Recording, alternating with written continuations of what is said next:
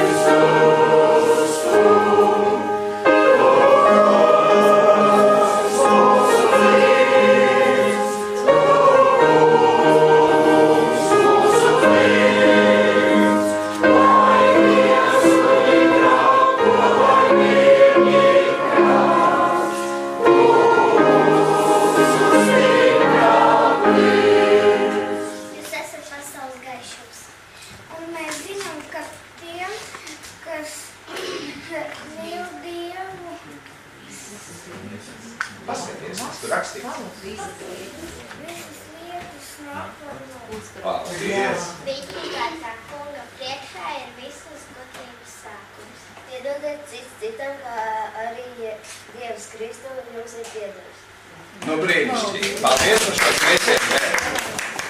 Parīgsties, apstājies, ieklausies. Tavā pilsētā daudziem ir bēdas, un nopūtas smagas uz debesīm kāp. Ir vircošas cerības pazaudētas, un sirdis tik satriektas, salauztas sāp. Tavā pilsētā daudziem ir bēdas, kas daudz smagāk kā tavējās spiež. Ir dzīves cīņā daudz gūtas rētas, un grēka važas līdz asinīm griež. Apstājies, ieklausies dvēselē savā. Vai tur mostās kāds līdzjūtīgs vārds? Vai tur kāda slāpe palīdzēt nava, lai aizdegtos prieka un ticības sārts? Apstājies, ieklausies tuvākā bēdās. Tavas daudz vieglākas tad kļūs. No silta vārda un laipnības svētas tu pats un tavs tuvākais svētīgi būs. Jūs zināt, ka pasaulē ir, kad viss šī industrija attīstās un cilvēks arvien vairāk iekaro jaunas teritorijas, tiek apdraudēta dzīvā radība. Un kad mēs skatāmies uz dažādiem nacionāliem rezervātiem vai kaut ko tam līdzīgi, mēs redzam, ka arī dzīvniekiem un putniem ir vajadzīgs patvērums. Un ja viņi šo patvērumu iegūst, viņi var iespējams izdzīvot. Šīs sugas var izdzīvot. Ja viņiem nav kur likties, tad zinātnieki uzreiz kliedz un saka, nav kur tverties, un šie dzīvnieki un sugas var izdzīvot. Mans temats šodien saucās vienā vārdā – patvērums. Tas ir tas, pēc kā mēs katrs vairāk vai mazāk ļoti ilgojamies. Ir sevišķi, ka tagad ārā ir rudens. Mēs skatāmies, vai mums ir plašķīts, vai mums ir lietas sargs, zem kā patvērties, lai mums būtu pietiekami labi šī situācija. Bet mēs varam ik viens uz Dievu saukt ar savām īpašajām vajadzībām. Varbūt mēs atrodamies vienu pašu plašajā, viļņojošajā pasaules okeānā, un Dievs saka, es esmu tavs patvērums. Ja jūs pameklēsiet rakstos, jūs atradīsiet nevienu vietu, kur ir aprakstīts un sacīts, ka Dievs ir mūsu patvērums. Jebkurā situācijā, jebkurā brīdī. Bet, lai mēs par šo patvērumu varētu runāt, tad, kā brālis Artūrs man sacīja, un mums sacīja, mēs runāsim par tēmatu, kas ir glābšanas pilsētas. Jeb glābšanās ar Kristu. Ir skaists temats Mūzes grāmatās un sevišķi koncentrēt, tas ir 4. Mūzes 35. nodaļā. Un es ceru, ka šis temats jums iepatiksies, un starp citu, kad mēs jauno ceturksni, kur mācīsimies 4. Mūzes grāmatu noslēgsim, kad būs tas 13. sabats, jūs pie šī jautājuma par glābšanās pilsētām vēlreiz atgriezīsieties un varēsiet pētīt vēl vairāk. Mēs visi zinām, ka Dieva bauslī atrodas šādi vārdi. Tev nebūs nokaut. Es nerunāšu par šo vārdu garīgo nozīmi, lūk, šajā minūtes intervālā, bet burtiskā nozīmē. Mēs taču saprotam, ka nav labi nevienu nokaut. Tas nepavisam nav labi, ko rāda degpunktā, teiksim, televīzijā, kad cilvēki uzbrūk viens otram, sit un kauj un dedzina, un tad tur ir briesma lietas. Dievs jau no seniem laikiem ir paziņojis šo te principu. Nevienam nav tiesības atņemt otram cilvēkam dzīvību. Tev nebūs nokaut. Bet neskatoties uz visu to, mēs zinām, ka dzīve ir tāda, ka šī nokaušana var gadīties pilnīgi negaidīgi. Jūs atceraties, piemēram, šo situāciju, kuru dažas nedēļas atpakaļ es jums stāstīju par māsu Reģīnas meitu, atceraties, kura tur Jaunmilgrāvī brauca ar riteni, uzbrauc piedzēries autovadītājs un meita aizgāja bojā. Labi, šis autovadītājs bija piedzēries. Viņš iespējams, kā vēlāk varēja manīt dažādos informācijas avotos, arī nāk no zināmas kriminālas vides šis cilvēks, un tur uztraucās, vai viņš vispār tiks notiesāts, jo viņām arī kaut kāda vara ir rokās, tātad izbēgt no pelnītā soda. Nezinu, kā tā lieta tur turpinās, bet mēs zinām, ka ikvienam var gadīties kāds nelaimes gadījums. Nedomājieties, tie, kas esat autovadītāji, nāk tumšais laiks, un pēkšņi jūs brauksiet kādā tumšā lietainā laikā pa ielu, un varbūt pat lēnām brauksiet, teiksim tā, uz 30. Man pašam bija tā, ātrums bija 20, 30, apmēram 10 gadus atpakaļ, un neko nevar redzēt, mēs brauc lēni, un pēkšņi pie paša loga parādās cilvēks, un es uzbraucu viņām virsū, un viņš iekrīt. Pēc tam ceļām ārā, vedam uz slimnīcu, skatāmies, kas tur notiek. Izrādās ar viņu visi kārtībā, bet viņš ir absolūti piedzēries. Bet iedomājieties, kas notiek tad, ja tu uzbrauc cilvēkam, pilnīgi negaidot tumšais laiks un lietains un gājēji kā likums, piedodaties tā saka, parasti nerēķinās un nesaprot ar to, ka šofērs no savas kabīnes neredz, kas notiek ceļu malās. Nevar redzēt. Ceļš, ja tas lietutiņš līst un ir tumšs. Un cilvēks aiziet bojā. Es esmu kādu nokāvs. Ko lai dara? Es esmu negribot kādu nogalinājis. Un tas var gadīties arī ikvienam. Tādā pasaulē mēs dzīvojam.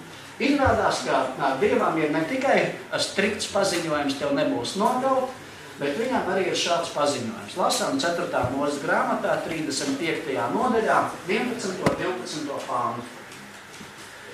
Jums jāizrauga piemērotas pilsētas par glābšanās pilsētām, kur tāds varētu bēgt, kas kādu cilvēku ir netīši nogalinājis. Un šīs pilsētas, lai jums ir glābšanās pilsētas no asins atriebēm, un neviens, lai nemirst, iekāms nav stāvējis draudzes priekšā un saņēmis tiesas spriedumu. Mēs redzam, ka Dievs ir labs. Dievs ir žēlastība. Viņš zina, kādā pasaulē mēs dzīvojam. Un nelaimes gadījumi notiek arī tad, kad es nepavisam neko tādu neesmu vēlējies. Man nav ne mazākās vēlēšanās kādam nodarīt pāri. Un skaties, tā notiek.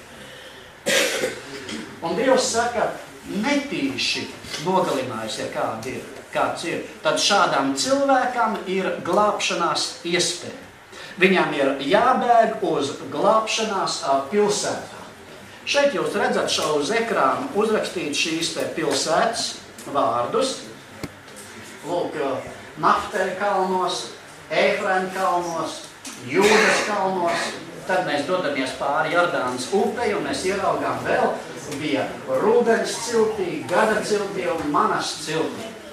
Atradās šīs 6 saucamās glābšanās pilsētas. Pastīsimies, kā tas uz kartes izskatās. Uz kartes tas arī var redzēt, ka šīs 6 pilsētas, tur ar cipariņiem viņas ir iezīmēts, ir izkliedēts pa visu apsolītās zemes teritoriju. Izraēls iegāja apsolītajā zemē pēc 40 gadu tūkstneša ceļojuma, un tagad viņi tur ir. Un Dievs saka, lūk, lai jums pa visu teritoriju atrodās šīs 6 pilsētas, un visām šīm pilsētām jāatrodas tā, lai ik viens, kas dzīvo kaut kur pašā nostūrītī, lai viņš var no savu nostūrīšu, kā pārdarītājs, nelaimīgais, tomēr pusdienas laikā aizbēgt uz glābšanās pilsētu. Lai nav tā, ka cilvēki, jeb radinieki, kas ir ieraudzījuši, ka viņu mīļotais ir, teiksim, beigts, un viņiem neinteresē, kā tas notika un kāpēc, viņi tūlītās ir gatavs niknumā atriepties un sist un daudzīt un nosist. Lūk, šim cilvēkam ir tiesības uz aizsardzību. Šis nelaimīgais, netīšais slepkava varēja bēgt uz kādām no šīm 6 pilsētām. Protams, atgādināšu, lai uzreiz būtu skaidrs, par ko mēs runājam. Jāņa evaņģēlijā mēs atrodam šos Jēzus Kristus vārdus, ja paziņojam pašam par sevi. Viņš saka, es esmu ceļš, patiesība un dzīvība. Neviens netiek pie tēva kā vien caur mani. Neviens nevar izglābties bez manis, Kristus saka. Jums ir vajadzīgs, lai jūs ejat pa manis norādīto ceļu. Un lūk arī šis netīšais kā slepkava, kad viņš bēga no atriebējiem, kas bija saniknoti par nelaimes gadījumu, šie slepkavs tagad varēja bēgt. Bet, lai varētu aizbēgt, viņiem vajadzēja būt drošām ceļa zīmēm. Ja jūs paskatīsieties Elēnas Vaicas grāmatā Sentēva un pravieši, tur ir tāds aprakstīts iedots un pateikts. Kā cilvēki, kas tagad bija netīšām kādu noslepkavojuši, viņi bez mazākām problēmām, izejot uz kādu lielu ceļu, varēja atrast ceļu uz glābšanās pilsētu, jo visur bija izliktas ceļa zīmes.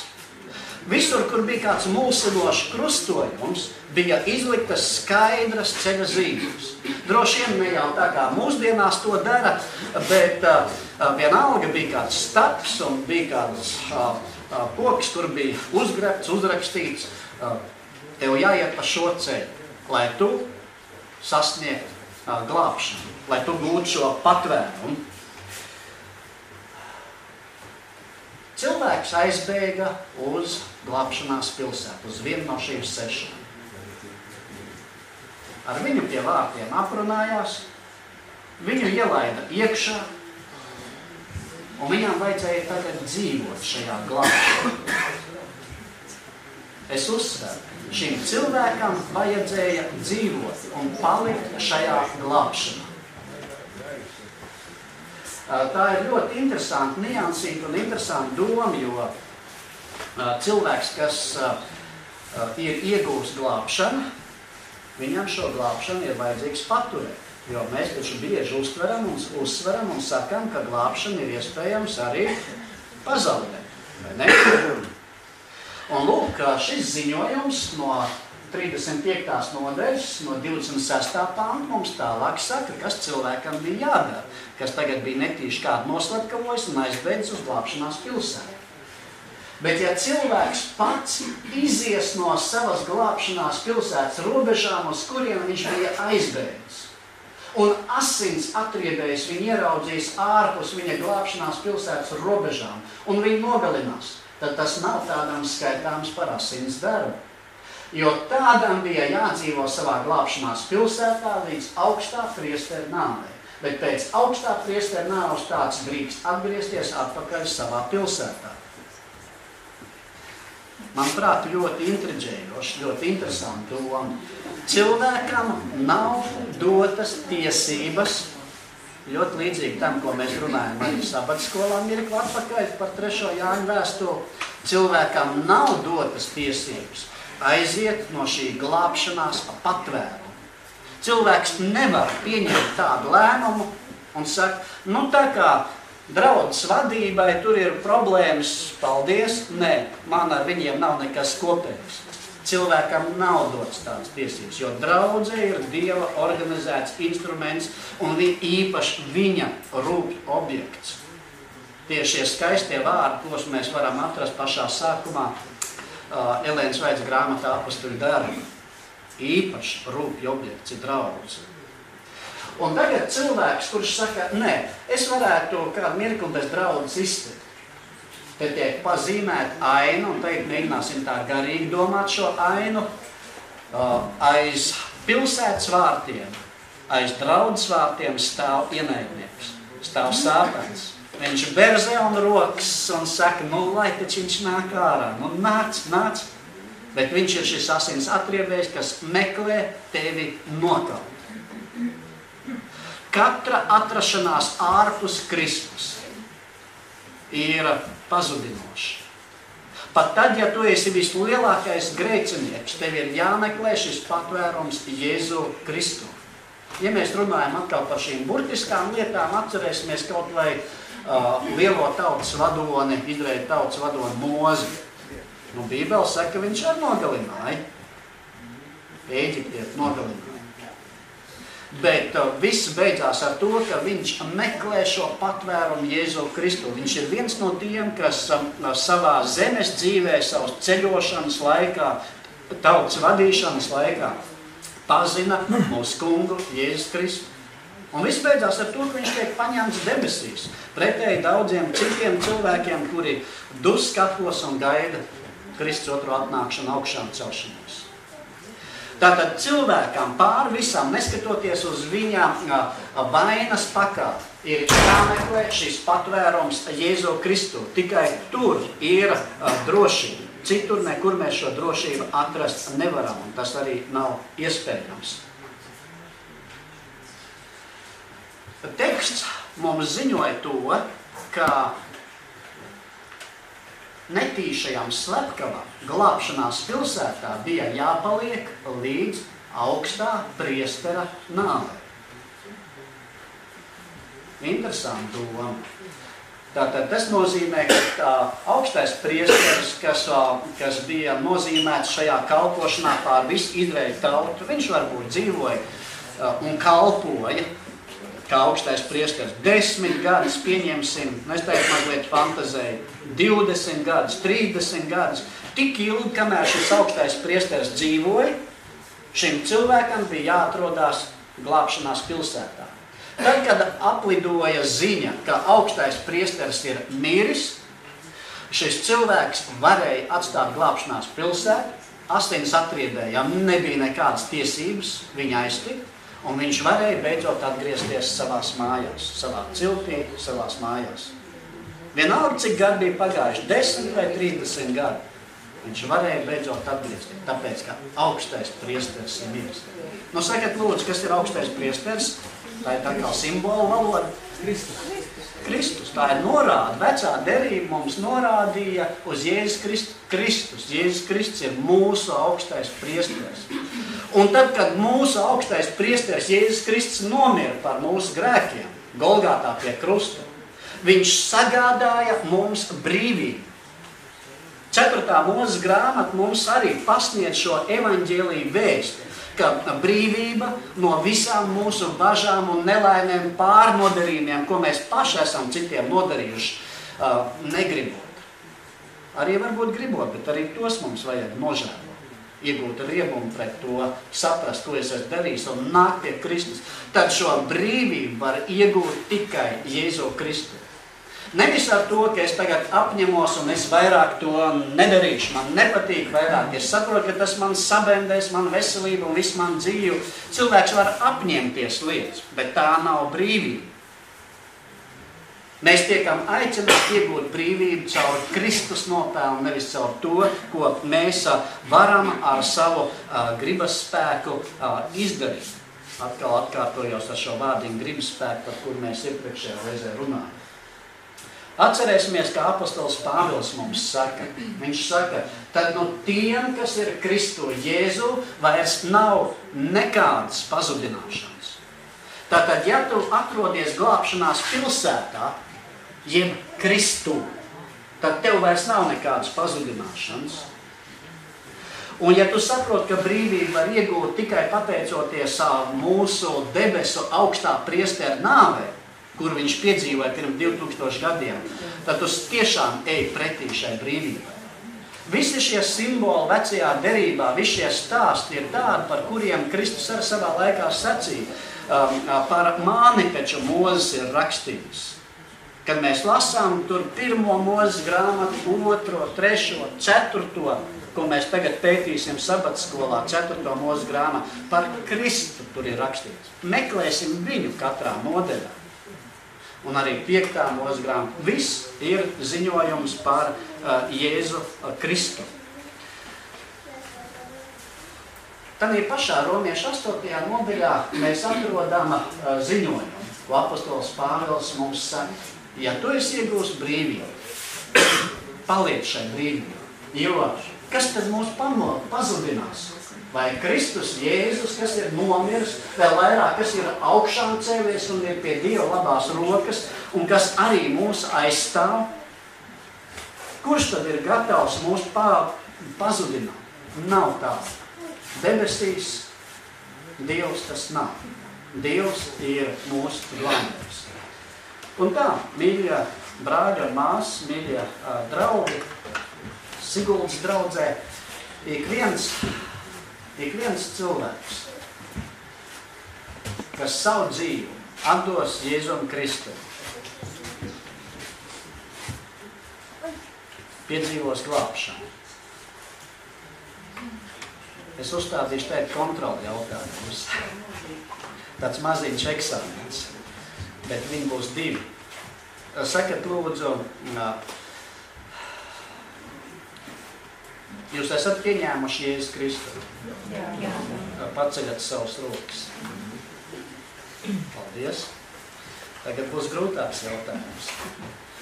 Kad jūs viņu pieņēmāt?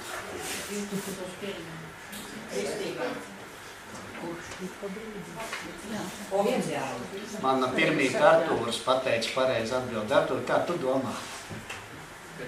Kad tu viņu pieņēmi? Šorīt. Paldies.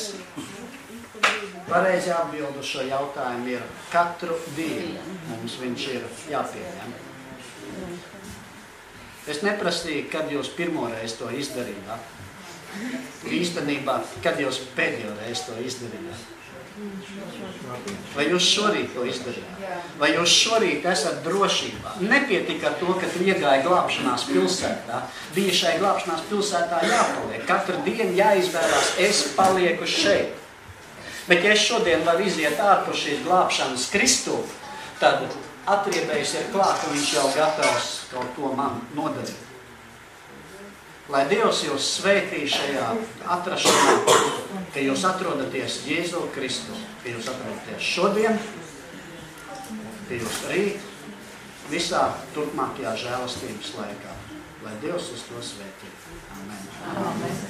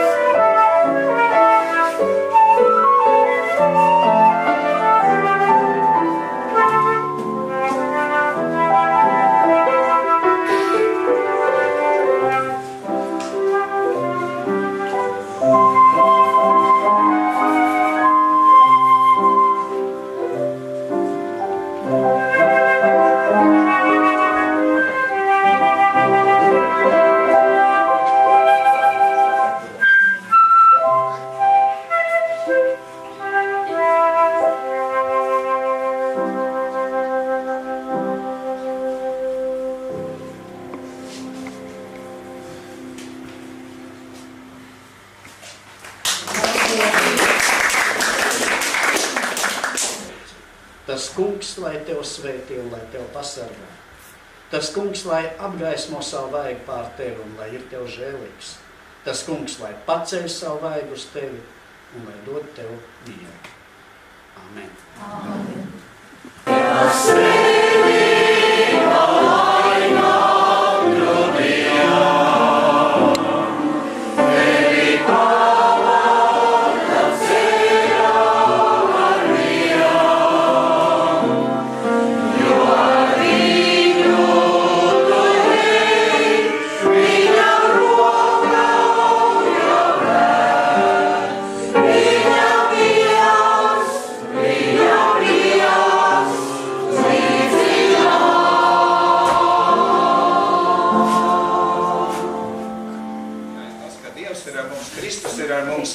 Bet ar mums arī ir mīļi un tuvi cilvēki, mīļi un ļoti cienījami cilvēki, jo mums ir pēc visa jāciena tos, kuri mūs vada, kuri mums dala Dievu vārdu un kuri mums dod šo garīgo barību, bez kuras mēs būtu pazuduši šajā pasaulē.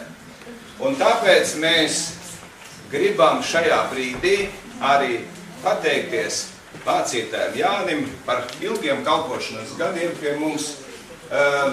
Šī brīdī parasti, kad cilvēki, teiksim, varbūt nebūs tik ciešā kontaktā, kā ģimenē jūs ziniet, kad tēvs un māte un bērni, mēs jūtamies kā viņu bērni, un tas ir ļoti labi, jo Dieva bērniem ir vajadzīga šī pāraudzība, un arī vajadzīga ir cietāka barība, varbūt kādreiz kurā dienā, bet par barību jāgādā, un Jānis to ir mums dāsni devis. Viņš ir mums vienmēr bijis labs vārda tulkotājs, labs vārda nesējs. Viņš mūsu sirdīs ir atstājis dziļas un patiesas jūtas pret kungu, kas, manuprāt, viņa dzīvē ir viens no galvenajiem uzdevumiem, ja es tā domāju. Es domāju, ka Jānis to pateiks, kas ir dzīvē galvenais. Un šajā brīdī mums, protams, ir šī, teiksim tā, tēva maiņa, ja? Tagad mums būs cits, varbūt jaunāks pa viņu, varbūt mēs jau zinām, ka tas būs bērziņš, bet katrā gadījumā mums bija ļoti liels prieks sastrādāties, sadarboties. Un ja ir bijis tā, varbūt Jāni, ka mēs kaut ko neesam tev labi izpratuši, atvaino mums un piedod, bet mēs tev mīlam un cienam. Un tāpēc šajā brīdī vēl mēs esam arī sagatavojuši tev, kā parasti ir, ka tā ilgāku laiku šķirās, tad dod dāvanas, ja? Dažas jau tu esi redzējis vārcot, ja? Bet šajā grūtajā brīdī, kad nav nemaz tik vienkārši izdzīvot arī fiziski, draudze ir tev kaut ko sarūpējusi, ja? Un tā ir katra no mūsu draudzes cilvēka ziedot savu artelu. Nāc, lūdzu, Jāni, saņem pelnīto. Es domāju, ka mēs par maz vēl tev esam devuši. Un šeit ir Valdis uzzīmējis šo brīnišķīgo paldies, kurā centusies draudze ir arī iemūžināt savu kaut kādu vārdu, kurā tu esi. Šeit nav visi, bet es domāju, ka pārējos tu arī sirdī nesīsi līdzi. Lai Dievs tevi svētī arī turpmāk šajā brīnišķīgajā kalpošanas darbā, vienalga, kad un kur tu būtu, bet mēs vienmēr tevi gaidīsim arī šeit. Paldies!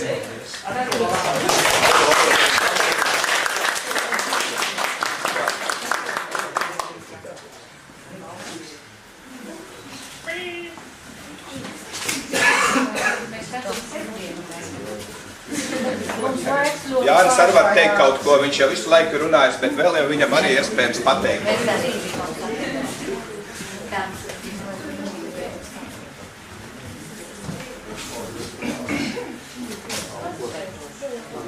Jēkabs īpaši mīlis.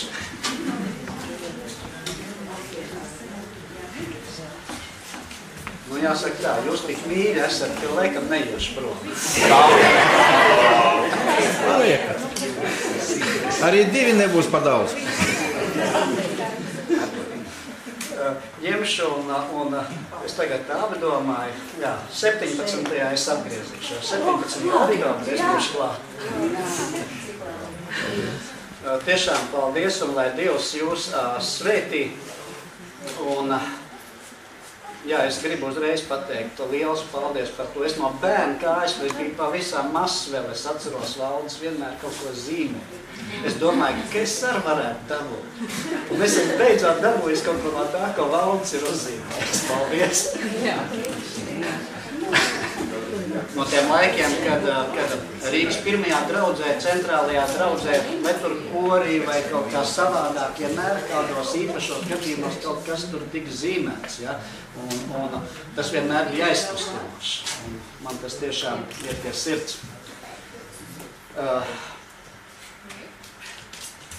Viens stingrs vārds vēl.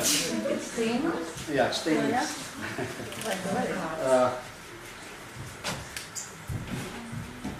Ļoti līdzīgi īstenībā tam, ko mēs runājām arī dievkalpojumu pirmajā daļā sabatskolā. Tēma šodien bija ļoti piemērota, 3. Jāņa vēstule.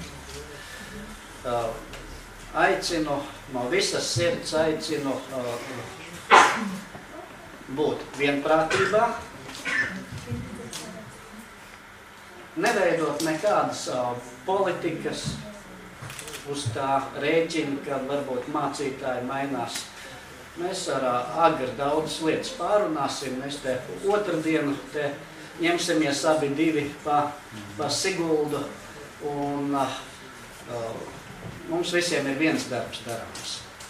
Lai Dievs tiešām mūs svētī, ka mēs varam katrs savu vietu atrast. Un varbūt mazliet būšu pretrunā ar to, ko es dzirdēju arī dievkalpojuma sākumā, sabatas skolā. Agrs atnāks.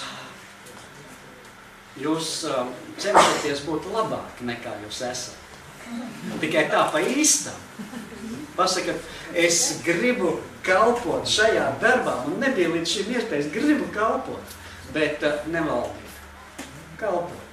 Jo gadījumā, ja kaut kur iekšā būs mazliet apsvērt tas, ka es gribu valdīt, tas pēc pāris mēnešiem apmēram tā vai tā nāks ārā. Kā Ingrid. Jā. Kā Ada. Paņemat maisiņu, celefānu maisiņu un neiet vasarām gar kājām, un tur visādi asumi lien ārā, tad ir slikti. Lai Dievs jūs svētī šajā kalpošanas darbā, un kad es atbraukšu 7. oktobrī, es draudu nepazīšu, tur būs tik daudz jaunas sejas. Paldies!